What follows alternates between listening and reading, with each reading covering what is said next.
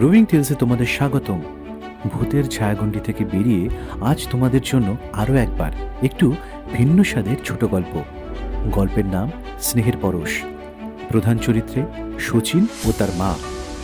তোমাদের কাছে আমার অনুরোধ, তোমরা চ্যানেলটিকে অবশ্যই সাবস্ক্রাইব করে রাখবে আরও এরকম ছোট গল্প শোনার জন্য। শুরু হচ্ছে আজকের গল্প, স্নেহের পরশ।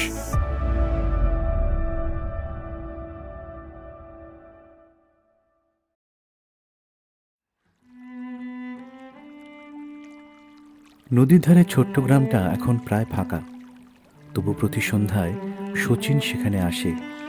হাতে একটা পুরনো লণ্ঠন, চোখে জমে থাকা অজস্র না বলা কথা। এই ঘরটায় একসময় তার মা থাকতেন। মাটির চুলা, দেওয়ালে ঝোলানো কাঁসার থালা, আর দরজার পাশে মায়ের পছন্দের তুলসী গাছ।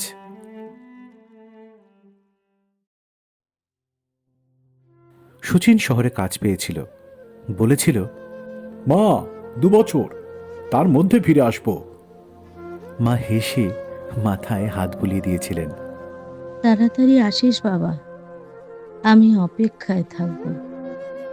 কিন্তু সময় বড় নিষ্ঠুর। শহরের 2 বছর কখন যে 10 বছরে বদলে গেল শচীন টেরই পায়নি। ফোনে কথা হতো, কিন্তু কমতে কমতে একসময় বন্ধই হয়ে গেল।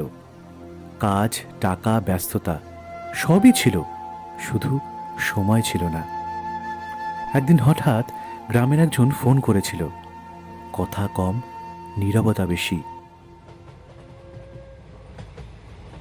সেদিন ট্রেনের জানালায় বসে শচীন প্রথমবার বুঝেছিল বুকের ভেতর এমন ফাঁকা জায়গা হয়। আজ সে ফিরে এসেছে, মাকে পায়নি, শুধু মায়ের শাড়িটা পেয়েছে। আলমারির কোণে যত্ন করে ভাঁজ করা। শাড়ির ভাঁজে লেগে আছে এখনো মায়ের গন্ধ।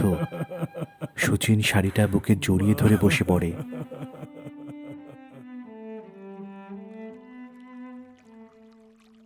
নদীর হাওয়ায় লণ্ঠনের শিখা কাঁপে। মনে হয় মা যেন বলছেন, যাক, তবে এলি বাবা। শচীন চুপচাপ কাঁদে।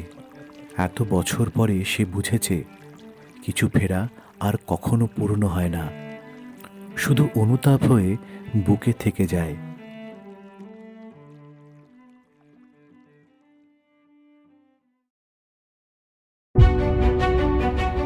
শেষ হলো আজকের গল্প স্নেহের পরশ।